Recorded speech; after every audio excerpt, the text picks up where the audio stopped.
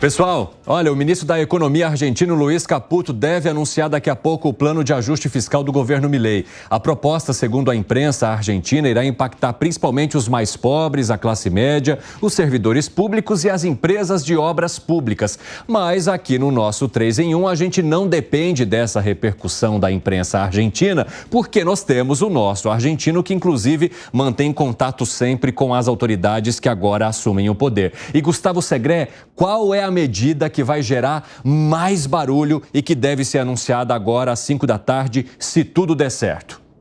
Todas. Não vai ter uma só, vai ter muitas que não vão ser boas de aceitação. Mas pela primeira vez vão ser notícias verdadeiras. Não é aquele passapano político, diz, não, temos que ajustar, mas sempre ajuste do outro. Podemos dar algumas, se você quiser, iniciais, e depois a gente vai entrando no mérito de cada uma no detalhe. Mas uma pauta me chamou muito a atenção. A primeira, vai congelar tudo que é orçamento. Com a inflação que hoje está em 200%, qualquer congelamento licua o déficit que tem parte do Estado. Então, por exemplo, tem que pagar para uma empresa qualquer. Vai demorar para pagar. Demorando para pagar, cada mês que não paga é 15% a 20% que vai liquando do valor do orçamento. E com isso vai ter uma parte que vai ir equacionando o atual déficit, que é muito grande. O objetivo é tirar 5% do gasto público em relação ao PIB. É muito dinheiro. Muito dinheiro. Exatamente. E por que isso? Porque ele falou que até agora, e tem lógica, quem está financiando o Tesouro é o Banco Central, através da emissão monetária. Isso gera um monte de problemas, e o maior de todos, a inflação. Mas tem uma das medidas, e depois a gente pode ir comentando, para segurar a nossa audiência, claro, aqui, que vai gerar um problema com os meios de comunicação, porque cortou a pauta publicitária do governo por um ano, pelo menos. Falou, por um ano, acabou o dinheiro, não tem dinheiro para a pauta publicitária. Se o pessoal, o nosso povo, não sabe o que a gente está fazendo, o erro é nosso de não saber comunicar. Não precisamos utilizar os meios de comunicação. E houve demissões, né? Muitas. E vai ter mais ainda.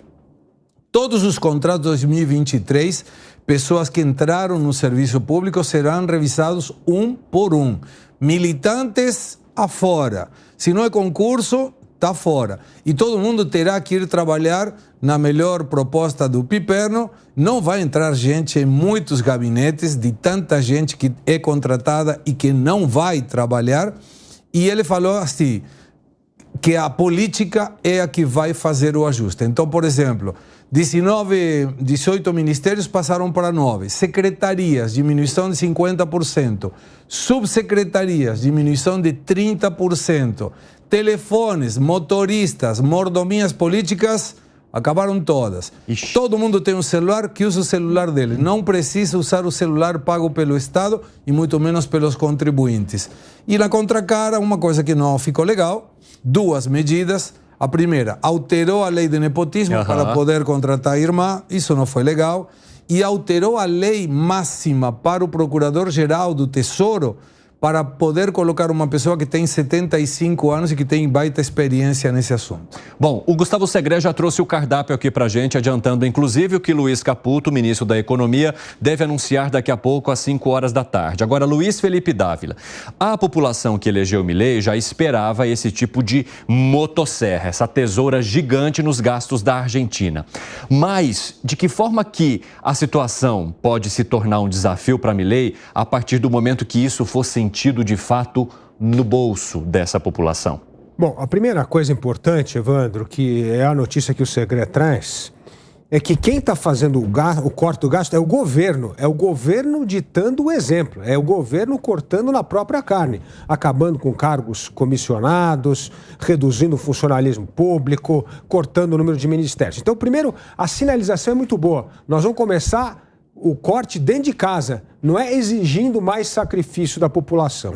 Então, a primeira, essa é a medida importante. A segunda medida importante é que é mais fácil fazer um ajuste fiscal com inflação alta. E o que o presidente Milei está fazendo é aproveitando isso, já que a Argentina está nesse desastre de 200% de inflação, O que ele vai fazer agora? Se postergar pagamentos, como o Segredo trouxe aqui para nós, isso vai ajudar a fazer um ajuste mais rápido, porque a inflação, nesse sentido, ajuda o governo a buscar esse equilíbrio fiscal. Então, já que a inflação é um problema e não dá para acabar do dia para a noite, vamos usar a hiperinflação para acelerar o ajuste fiscal e atingir as metas. Então, medida que também me parece muito boa. E, evidentemente, esse tiro no pé, que foi a volta do nepotismo, que é um sinal muito ruim, porque a lei não é apenas para acomodar a irmã do Milei, é uma lei que vai valer para todo mundo. E isso é muito ruim no momento que tem essa moralidade que o gasto público também deveria ter na seleção das pessoas e evitar que essa coisa de parente seja ainda uma moeda política importante. Então, as duas medidas parecem muito boas, muito sensatas. E é uma pena que o Brasil não segue o mesmo caminho, para o governo dar o exemplo de como é que se corta na carne antes de exigir mais sacrifício da população. Ô Fábio Piperno, como é que você analisa a motosserra do Milei? Bom, a motosserra do Milei, ela tem algumas coisas que são impactantes, outras, para mim, de eficácia duvidosa. Quais, por exemplo? Essa história, por exemplo, de postergar a liquidação de contratos. Então, veja, alguém é fornecedor, alguém tem recurso a receber. Isso a gente já viu aqui no Brasil em outros momentos. Se a inflação é muito alta, daqui a pouco ele vai receber uma ninharia em relação àquilo que foi acordado. Veja, isso é uma forma também de quebrar um contrato. Ora, quebrar contrato nunca é bom. E veja, quantas empresas podem ter a sua solvência em jogo por conta disso. Isso é uma medida perigosa. Outra coisa, ele inteligentemente mandou lá uma carta para o Xi Jinping pedindo lá uma ajudinha de 5 bilhões de dólares, porque, afinal de contas, campanha é campanha, o pragmatismo de governante é uma outra coisa. Então, é óbvio que... E aí espera que o comunista Jinping seja... Afinal de contas, ele falou, enfim, porque eu não quero mais conversa com os comunistas e tal. Mas agora ele foi lá pedir essa ajudinha, então, de 5 bilhões de dólares para o comunista Xi Jinping. Eu acho que, do ponto de vista da responsabilidade, ele até foi correto, Ele não pode continuar dando as costas para aquele que é o seu maior parceiro comercial, e mais do que isso, é um parceiro comercial rico, O que foi, Segredo? Que isso que menciona Piperno, que na teoria aplica, ou seja, não pode cortar o orçamento que as empresas estão tendo. Mas como funcionava até ontem? Quando tinha um contrato, o Estado segurava também o pagamento. Aí uma pessoa da empresa falar com um funcionário público, dava uma graninha e o funcionário público pagava para a empresa. Assim funcionava. Inclusive está tendo muita disputa aí, porque quem ficou na aduana, na alfândega, é uma pessoa do Massa, ainda não foi cortado. E estava claramente negociando. Eu te deixo importar se você me paga. Tinha 15% do valor ou 15 mil dólares por container. Todo mundo sabia disso. Então o que ele está cortando é a janelinha. E essa situação já está, não vai inferir contrato se não teria um problema o dia de amanhã. O contrato permite até um prazo determinado. A diferença é que a janela para pagar alguém para receber cortou. E isso é uma medida muito boa. E a inflação aumentando, sim, claro. Certamente quem tem a receber vai receber cada vez menos. E aí, Gani? Esse mecanismo de se beneficiar da inflação, de utilizar a inflação para se financiar, não é exclusivo do governo da Argentina. O Brasil, durante a sua história, usou muito desse mecanismo, até porque a inflação é um imposto, o imposto mais perverso que tem, que é o imposto inflacionário. A população não vê, ela não preenche DARF, ela não declara, mas ela transfere recursos para o governo via mecanismo de preço. À medida que os preços sobem, o governo acaba arrecadando mais nominalmente. Agora, de qualquer modo, independentemente dessa questão inflacionária, Evandro, a sinalização do Milei é muito positiva, porque pela primeira vez ele está cortando gastos, Nos últimos tempos, aí o Macri tentou, mas não conseguiu, mas de fato ele está propondo uma medida na carne, de corte de gasto público. E eu acho que o mais importante é acabar com esse financiamento do Banco Central financiando aí o Tesouro, porque isso potencializa muito a inflação, o que ocorria no Brasil, porque é dinheiro infinito na economia, sem capacidade de oferta, sem capacidade produtiva, os preços vão aumentar. Não existe ajuste indolor, não existe, em economia a gente sabe disso, não tem um ajuste fácil. Agora, a gente passa por um período mais difícil para daí ter um desenvolvimento econômico à frente. E talvez, mesmo com esse ajuste mais difícil, as expectativas podem melhorar tanto que a população talvez não sinta tanto, né? Como foi no Plano Real no Brasil. O que foi, Dávila? Não, o Gani está trazendo um ponto aqui fundamental. Não existe medida indolor para ajustar as contas públicas. Mas este é o preço que uma sociedade paga por eleger populistas há muito tempo. Quem é responsável por essa situação da Argentina é o voto do eleitor. Quem botou essa turma no poder lá do peronismo, lá que ontem o Segredo disse que, graças a Deus, semana passada acabou a história. Mas quem colocou essa turma no poder foi o voto popular. Então, assim, não adianta só jogar a culpa no governo. A culpa é principalmente do eleitor. As pessoas que chegam à presidência da República de um país chegam por meio de eleições limpas e do voto direto. Então, essa é a promessa de todo populista, que dá para fazer milagres de maneira indolor. Essa é a mentira que toda vez o eleitor acaba caindo e tem um custo gigantesco na hora que alguém chega e fala, o rei está nu, nós vamos ter que fazer um ajuste gigantesco e vai custar a população. E o último comentário, até eu queria escutar o Segredo, é o seguinte, esse anúncio do pacote que será feito daqui a pouco, às 5 horas, pode mudar, sim, aí a expectativa do mercado. E mercado vive de expectativas. Se virar o mercado, ficar otimista com o plano de Macri, isso pode ajudar, sim, a dar tração nessa retomada do Milei. Mas quase pode ser também. Pode Achei até que era irônico da sua parte. Não era não. Então isso pode ajudar também a melhorar rapidamente a situação para os investidores se sentirem mais confortáveis e poder arriscar, investir, sabendo que aquela perspectiva de mercado é o que eles esperam que pode ocorrer no futuro, e isso tem sim um impacto importante na economia real. Complemente, Segredo. Eu trouxe uma mensagem do governo Milei para o Fábio Piperno. Qual? E não é mentira. Falei, o Piperno está dizendo que o Milei afirmou que o problema é da Argentina nos últimos 100 anos e a gente reclama do kirchnerismo. E aí falou, fala para o Piperno, uma pessoa de alto nível no governo Milei. Fala para o Piperno que a referência que faz o Milei é pelo tamanho do Estado. Um Estado interveniente, um Estado participativo, um Estado que regulamenta tudo. Essa é a direção que o Milei falou, não uma questão de economia, populismo. Era o tamanho do Estado crescendo nos últimos 100 anos. Ele está perfeito. E ele usa a palavra decadência. Ele fala, a Argentina vem de 100 anos de decadência. Porque é evidente, eu já citei aqui, não quero cansar a audiência de novo, mas, por exemplo, da queda do Perón para cá, a Argentina teve 5 golpes, sempre da turma da direita, uma guerra. Turma militar, ditadora, não é turma. Não. Direita é ideologia eleitoral, democrática. Não, mas esses militares eram militares de direita, óbvio. Inclusive depois que ele tentou voltar e tal. Todo militar de direita porque é contra o comunismo. Então, eles caçam. Livre mercado. Eles caçam. Não são livre mercado. Não, depende. Mais ou menos. Por exemplo, lá no Chile, o Pinochet foi trazer o Milton Essa é a exceção, mas o governo brasileiro aumentou o tamanho do Estado. A Argentina, por exemplo... Esse sentido não é de direita. Aí que tá o negócio. Você vê que coisa fenomenal. O governo brasileiro, que vocês falam que de fato aumentou o tamanho do Estado, é verdade. Trazendo, inclusive, economistas de direita, Roberto Campos, por exemplo. Né? Então, não vamos enganar a audiência que os militares não eram de direita. Eram. Então, nisso ele tem razão. Quando o Dávila fala que a culpa é do eleitor, perfeito.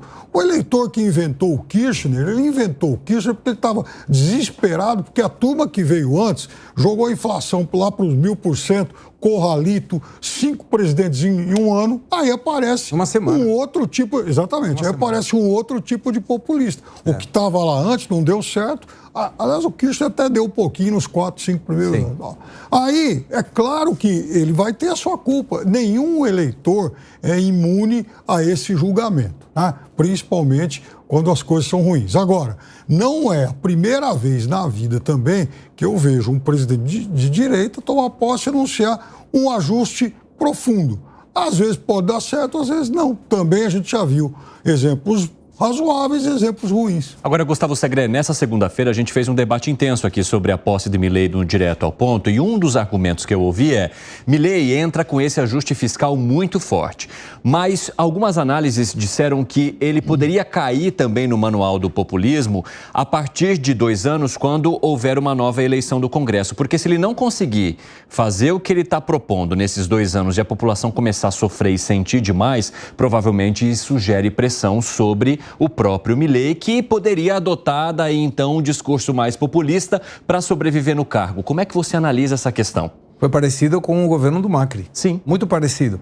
Lá, cada 2 anos... Exatamente por isso, quando eu mencionei que muita gente que vinha para os ministérios era indicação ou já esteve no governo Macri. E aí abrimos espaço para essa argumentação. E aí tem essas eleições cada 2 anos. Aqui no Brasil é prefeituras e vereadores.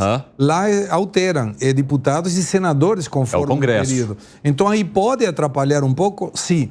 Mas a expectativa que tem os economistas vinculados com o governo é que o ajuste vai ter uma crudeza muito forte no primeiro ano para começar a melhorar depois. Os riscos que tem é: janeiro tem muito vencimento e não tem dólar.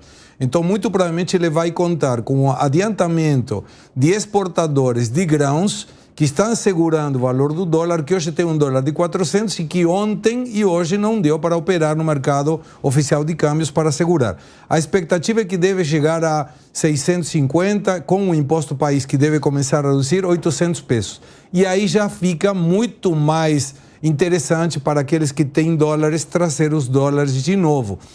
Mas um dado final: o Milei já errou por parte da falta de experiência no Congresso, porque teve uma pessoa, Christian Ritondo, que era da Patrícia Bullrich, que virou a casaca, negociou com o kirchnerismo, e todas as comissões mais importantes estão presididas e vice-presididas pelos kirchneristas. Isso vai ser um problema muito sério, não pouco sério. Muito sério. E a gente sabe que esse grupo tem ali o talento de derrubar os seus opositores, não é, Gustavo Segre? E não escatima esforços. E aí, quando se tocou, o presidente da Câmara dos Deputados, Martim Menem, sobrinho do ex-presidente Menem, falou: gente, erramos, já não dava para voltar para trás. O Christian Ritondo tinha pedido uma vice-presidência. A Liberdade Avança do Milei não deu. Aí ele negociou com os kirchneristas e revertiu tudo, o que te mostra que muitas vezes em política, experiência vale muito. É verdade. Agora, uma das principais medidas que a gente está contando aqui para a nossa audiência, que deve ser anunciada agora às 5 da tarde, Luiz Felipe Dávila, é o corte de subsídios. Isso o Segre já até confirmou para a gente aqui na listinha que ele trouxe pelos bastidores que ele tem. E a gente está falando de um país que domina a questão de subsídios se a gente for comparar com várias nações do mundo. Como que isso vai bater para essa população? Porque é muita gente sobrevivendo há anos a partir de um dinheirinho que vem pelo governo. Bom, a primeira coisa é o seguinte: vamos dividir os subsídios. Tem o subsídio que é o subsídio social, esse cheque que chega para os 25 milhões de argentinos que o Segre já mencionou aqui muito bem. Esse precisa continuar indo, porque no momento que você está fazendo um ajuste, se deixar metade da população na chuva, você está perdido, o governo cai, né? Então a gente já sabe... 40% da população, né, Gustavo Segre? 45% é pobre e mais de 50% recebe alguma ajuda do Estado. E eu acho que 10% já está em situação de indigência, né? Exatamente. Então essa turma tem que continuar recebendo. Esse é um subsídio que no momento não pode mexer. Agora, o que tem que fazer com os outros subsídios? Aquilo que eu já insisti que temos de fazer no Brasil. Tem que mensurar qual é o impacto e o retorno de cada investimento de subsídio. Subsídio precisa mostrar assim, quanto gerou de emprego, quanto gerou de receita, nos tornamos uma indústria mais competitiva no mercado global por causa disso. E tem que ter prazo. Outra coisa, subsídio precisa ser mensurado o seu impacto econômico, social e precisa ter prazo. O prazo para esse subsídio é 3 anos, 4 anos e 5 anos e não será renovável. E isso prepara a indústria, os setores que têm que competir. Então, acho que é muito importante rever mesmo os subsídios com essa régua, mensurar impacto e determinar prazo. É assim que a gente deve fazer corte em subsídio para ir desmamando essas pessoas viciadas em Estado, que é o grande problema da Argentina, do Brasil. Nós temos aí uma casta, que eu falo que é o corporativismo empresarial, que é viciado em Estado. E isso precisa ser encarado. Agora, você tocou num ponto aqui que eu queria voltar, a história da próxima eleição. A diferença entre populista e estadista é que o populista só pensa em medidas vislumbrando a próxima eleição. E estadista pensa em fazer a coisa certa e não está preocupado com a reeleição. Porque se ele fizer a coisa certa, ele vai passar para a história. Estadista está preocupado com a história, não está preocupado com a próxima eleição. E isso vai definir, sim, o que vai acontecer com o Milei. E por último ponto que o Segre bem trouxe aqui. Tem que saber negociar com o Congresso, precisa ter interlocutores com o Congresso. E o que o governo tem como seu grande poder, apesar de não ter as comissões, porque, como bem disse aqui, os kirchneristas estão dominando essas comissões no Congresso, é o presidente estar o tempo inteiro no microfone, explicando para o povo o que está acontecendo passo a passo. Essa é a pressão em cima do Congresso que substitui presidentes que não têm bancada majoritária no Congresso.